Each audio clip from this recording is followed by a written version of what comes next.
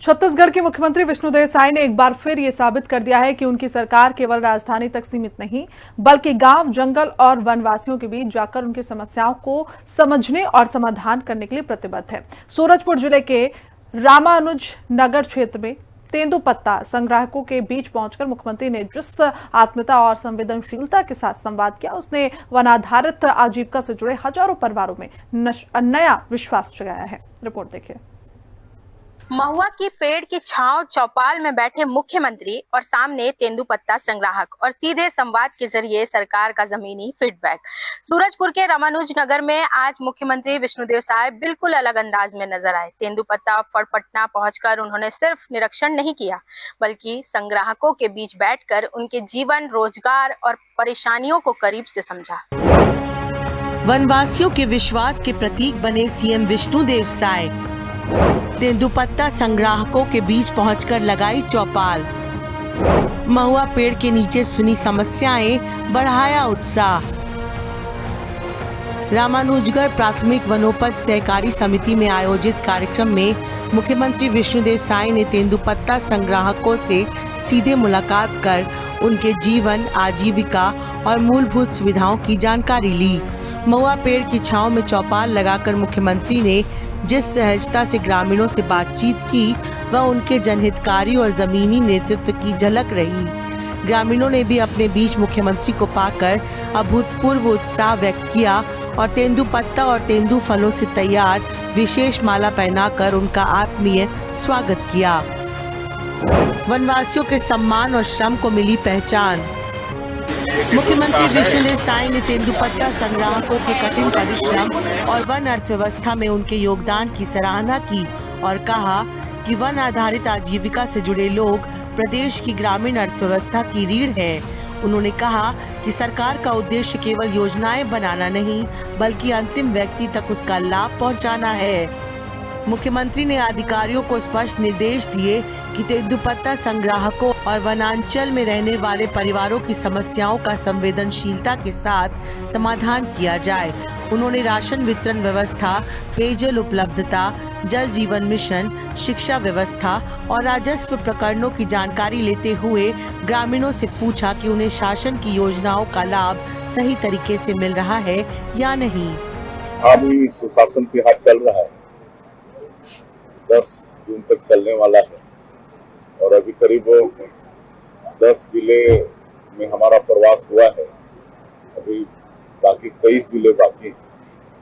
तो प्रतिदिन हम 3 जिला जा रहे हैं, आज भी 3 जिला जाएंगे और शाम को तीनों जिले का एक समीक्षा बैठक करेंगे और गांव में जाते हैं, लोगों से बातचीत करते हैं, चौपाल लगाते हैं, तो पूरा फीडबैक मिलता है कि हमारी योजना कहाँ तक गांव में पहुंच पा रही है।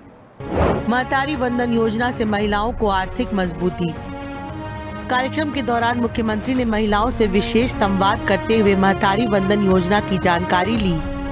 उन्होंने महिलाओं से पूछा कि योजना की राशि उनके खातों में नियमित रूप से पहुंच रही है या नहीं और वे इस राशि का उपयोग किस प्रकार कर रही हैं। महिलाओं ने बताया कि योजना से प्राप्त राशि परिवार की जरूरतों, बच्चों की पढ़ाई और घरेलू खर्चों में सहायक साबित हो रही है। मुख्यमंत्री ने कहा कि राज्य सरकार महिलाओं को आत्मनिर्भर और सशक्त बनाने के लिए निरंतर कार्य कर रही है। महतारी वंदन योजना ने महिलाओं के आत्मविश्वास को बढ़ाया है और ग्रामीण परिवारों की आर्थिक स्थिति मजबूत करने में अहम भूमिका निभाई है। चरण पादुका वितरण से बढ़ाया संग्राहकों का उत्साह। मुख्यमंत्री विष्णुदेव साय ने तेंदुपत्ता संग्राहकों को चरण पादुका वितरित कर उनका उत्साहवर्धन किया। वन क्षेत्रों में कठिन परिस्थितियों में काम करने वाले संग्राहकों के लिए यह केवल एक सामग्री वितरण नहीं बल्कि उनके श्रम के सम्मान का प्रतीक बन गया। संग्राहकों ने मुख्यमंत्री के इस आत्मीय व्यवहार की सराहना करते हुए कहा कि पहली बार कोई मुख्यमंत्री इतनी सहजता से उनके बीच बैठकर उनकी समस्याएं सुन रहा है।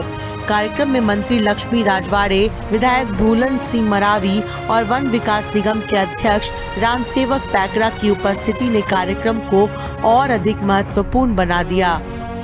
वन आधारित अर्थव्यवस्था को मिल रही नई मजबूती। प्रदेश सरकार ने साल 2006 में तेंदुपत्ता संग्रहण की दर 5,500 रुपए प्रति मानक बोरा निर्धारित की गई है, जिससे संग्राहकों को बेहतर आर्थिक लाभ मिल रहा है।